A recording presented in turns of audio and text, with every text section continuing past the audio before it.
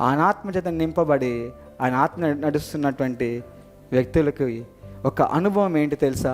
మీ జీవితంలో ఎన్ని ఇబ్బందులు వచ్చినా, ఎన్ని పరిస్థితులు వచ్చినా, ఎలాంటి పరిస్థితులు కలుగుతుందంటే దీంట్లో ఏముందండి? నీళ్ళు. ఏముంది? నీళ్ళు. ఆయిల్ అనేది నూనె దేనికి సాదృశ్యము? పరిశుద్ధాత్మ దేవునికి. ఏం చేస్తున్నా?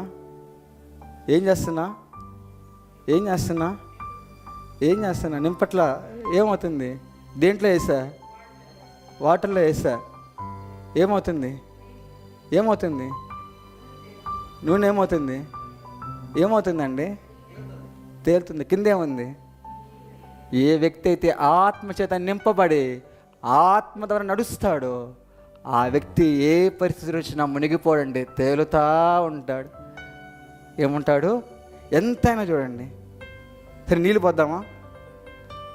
ఇంకా శ్రమలు వస్తున్నాయి, పోద్దామా? నీళ్ళు పోస్తుందామా? ఒకసారి ఏమవుతుందో ఒకసారి చూద్దామండి.